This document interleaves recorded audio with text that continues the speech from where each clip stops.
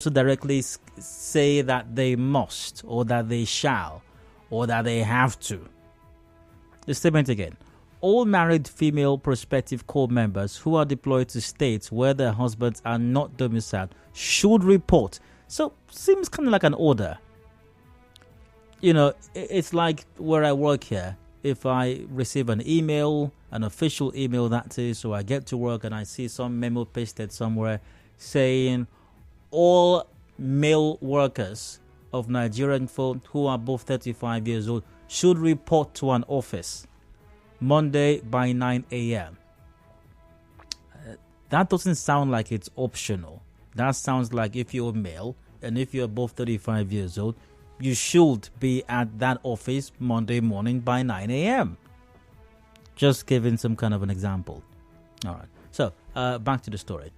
Now, well, the NYSC blah blah blah established blah blah blah. So I think the point is made already. So I'm asking you, does this seem sexist to you in any way?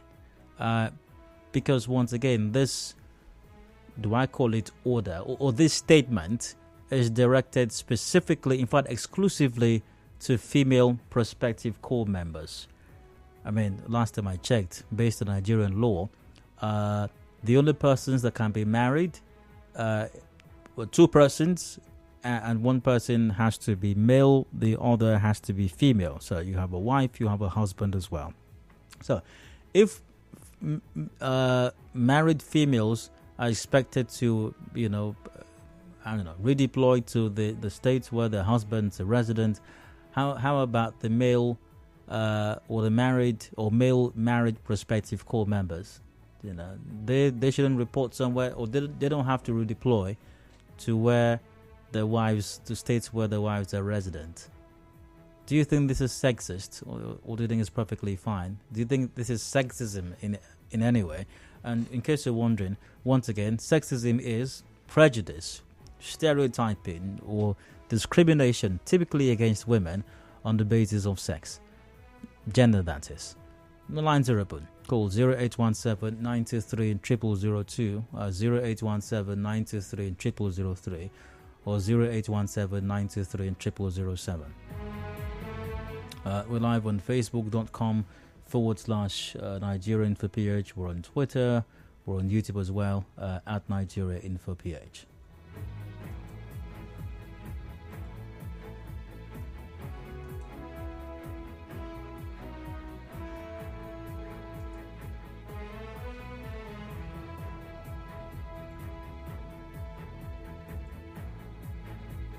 NYSC asks married prospective corpers to be deployed to husband's state of residence. There's an example of sexism.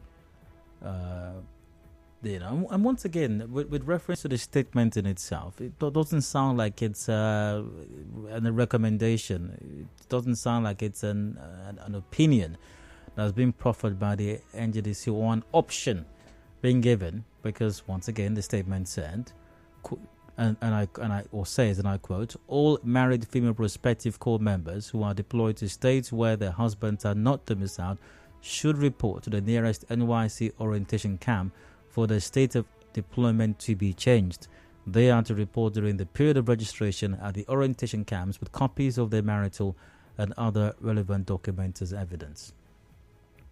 And with the example I gave earlier on, if I get to work, I don't know, maybe tomorrow, or I receive an official email saying all employees of AIM who are male and above 35 years old should report to some office 9 a.m. next week Monday morning. Will it make any sense if I go to the admin officer and ask, does that include me?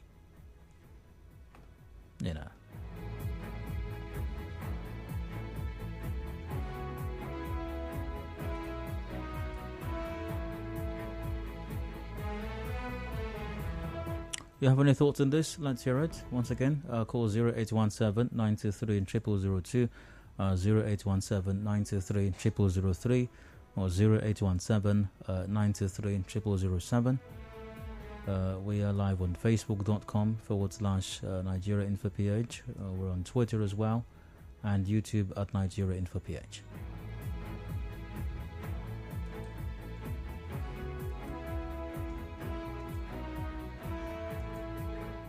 All right. Married women have no business with NYC. Why were you married in the first place if you can't stay with your husband? Same should go for the men too. Really? Married women have no business at NYC. Same should go for the man too.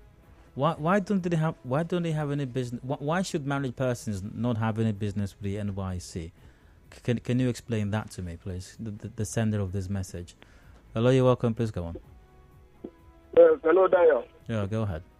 I think if we look at it from the point of being prejudicial, we lose the focus. When I was in service, I started in 2009 in Jigawa State.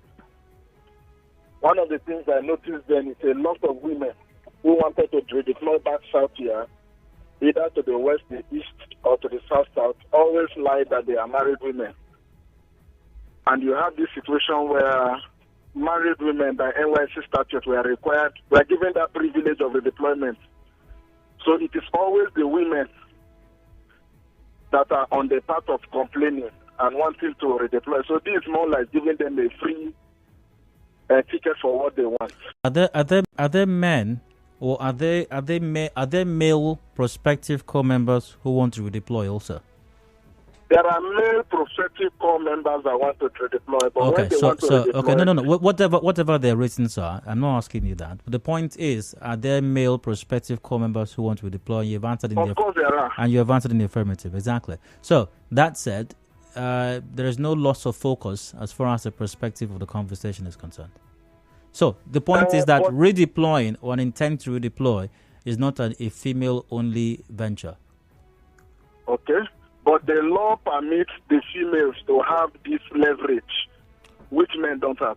Once again, whilst it may have been an option for women, married women, at some point, it appears that it may no longer be optional. And I use the word may deliberately, simply citing the tone of the message or the statement put out by the NYSC. Well, for the tone of the message put out by the NYSC, I think it's a mistake of the writer, but I don't think they can. It is the person that indicates intent or interest that will be granted. I don't think there is any way they can penalize the person that decides not to redeploy. Okay, well, I wouldn't. Whilst I'm not certain that is the intent of the NYC, but I wouldn't be too quick to dismiss it and say that is not the intent of the NYC. But assuming, without concluding, that is the intent of the NYC to ensure mandatorily that every married woman must be redeployed, must be deployed to or redeployed to the state of residence of her husband, what would you make of that? If that were the intent of then it will make sense. Why? But I think we should leave it at the level where we still make it optional. Why would it not? Why would it not make sense? It won't make sense because maybe if I wanted to have an experience of a certain part of this country, and for example, ever since I finished youth service, I've not traveled to the corner. The best I have done is Abuja. That might be the one and only opportunity I will have to get access to that culture, and it informs my Nigerianness today. So if somebody would have decided, I won't mind, and you deny him for the simple fact that he or she is married, I think it's not right. All right, good to hear from him. Boniface sent this in. Good evening, Darren. I work in an approved NYC center where we fill forms online for people that want to be redeployed. One of the major complaints of the married female corpers is that they are too far away from the permanent residence of their spouses. So I believe it's not sexism, rather it is a complaint that has been made severally by married female couples. Oh, okay. I think you mean married females. Just like when some of them rejected trousers and requested skirts from the NYC. That's on Boniface once again. Once again, if there is the option of a married person, male or female, requesting redeployment based on their marital status, I suppose we possibly wouldn't be having this conversation right now, because I understand that I do know that there are other reasons a person can seek redeployment. There are other valid reasons a person can seek redeployment. There are health concerns as well, and possibly a host of other reasons as well. That would allow for a valid redeployment request. And if those reasons, if all you have to do is simply prove that you qualify based on those reasons, and you'll almost guarantee that you will be redeployed. Now, this conversation is being had specifically because of the tone of the statement put out by the NYSC, and I'm going to read that once again. Quote, all married female prospective corps members who are deployed to states where their husbands are not domiciled should report to the nearest NYSC orientation camp for their state of deployment to be changed. They are to report during the period of registration at the orientation camps with copies of their marital and other relevant documents as evidence. Now, as the last caller put it, I don't know, maybe it was simply poorly or wrongly worded by whoever put out that statement, because it don't seem like it's not optional. All married female prospective should report. So it seems like once you fall into that demography, you are expected to report, and to report for something definitive, and that's for redeployment. Show up with evidence that you're married and get redeployed to the state of residence of your spouse. Now, if that's the case, if going back the tone of that statement, it highly suggests that is the case, hence the conversation we're having right now. So let's get your take. Would that be okay? Would that be sexist? Would that be sexism in your estimation?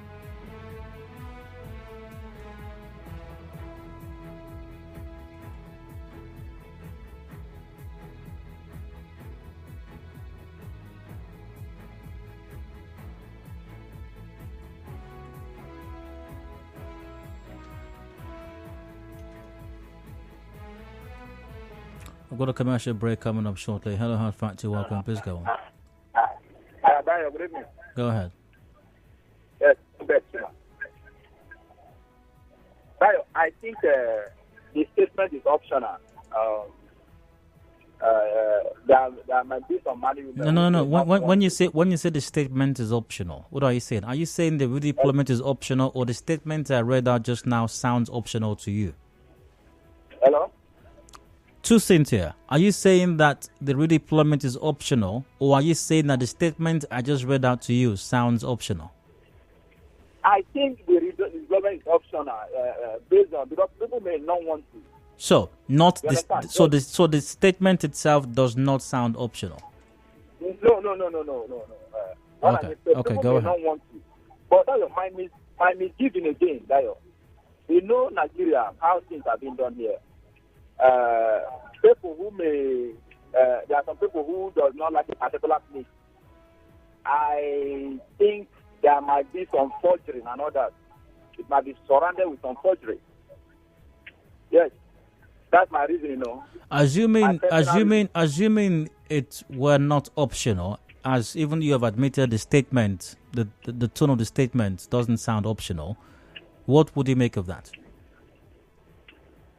Hello? Assuming it were not optional, as the tone of the statement suggests, what would you make of that? No, it's okay. For me, it's okay. There's nothing wrong with it. You understand? So the issue of whether it's optional or not does not come up then? Well, no, that's why I told you. It does not come up. It's not the priority here. The optional is not the priority. But what I mean, what I see whole ground is, there might be some, but I think no. Listen, anybody can forge anything, even on health grounds. Prospective corps members fake. Or can you turn off your radio set, please? No, I don't doubt that you're hearing me. I said turn off your radio set, please.